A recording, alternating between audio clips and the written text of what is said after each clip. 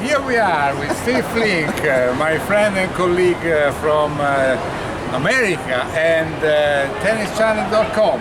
Steve, finally something interesting, because we had many days with not much happening. I mean, even if 4 of the top 8 seeded girls lost. Yes, yes. So today it was the time of Ale, who lost to Miljana Lucic. I mean, did you expect that? Inexplicable, but I don't know if you heard her talking after her first round match when she dropped the first set in Arthur Ashe Stadium. Was complaining a little bit about how being number 2 in the world was a big responsibility.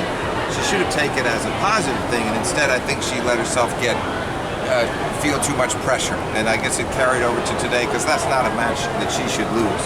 Yeah, so she lost. She also Kerber lost, and the other day it was Radwanska who lost, and Ivanovic. So 4 out of the top 8, and in one section of the draw there are 3 seeds in the first half, in the top half.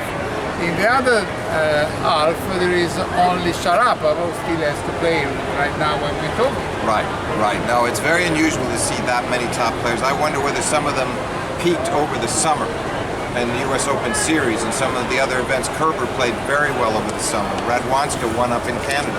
Sometimes maybe they played their best tennis a little too soon, instead of saving the best for last here at the U.S. Open. And what do you think about Venus Williams losing to our Italian Sara Errani? Were you surprised? And I mean, especially the first 2 sets were unbelievable. 6-love for one, 6-love for the other. I was not that surprised, to tell you the truth. I thought that Errani started the match beautifully, and Venus only got 30% of her first serves in the first set. Yeah. Then a turnaround in the second, and then the third was up for grabs, because twice Errani was up a break, 2-1 and 3-2, and then Venus served for the match and was 2 points away at 5-3. 3 times. 3 times. 3 times, right. And then finally you had the great tiebreak, which was at 5 points all in the tiebreak. Yeah, and well, Venus missed 4 backhands in the tiebreaker at the beginning, which was quite unusual, because normally she may miss the forehand more easy than the backhand. That's true. The backhand it left her, but I thought that Errani kept the ball nice and deep. I thought Errani might have let it get away when she had 5-2 in the tiebreak, and then Venus was able to get back to 5-0. But the last 2 points were spectacular points. Yeah. The beautiful lunging backhand volley that she made to get to 6-5 match point that set up the volley into the open court, and then the forehand winner on match point. Yeah. Anyway, so Errani, I mean, now we'll have to play Lucic, and I think she should make it, because I mean, Lucic is probably already very, very happy with what he has done coming out of the qualifying, and 15 years later after semi-finals in Wimbledon. Yeah, I agree. I think she will be very satisfied. It's a match that Errani should be poised to win, and I believe she will. We didn't say much about men's. I mean, are we becoming ladies fans? Well, no, it's just that thus far in the tournament there's been more interesting developments with the women, more surprises, as you pointed out.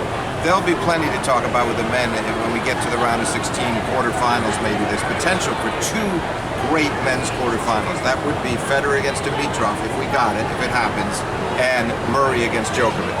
Yes, we didn't see the best of Murray until now, but maybe we will. I hope so. Yeah.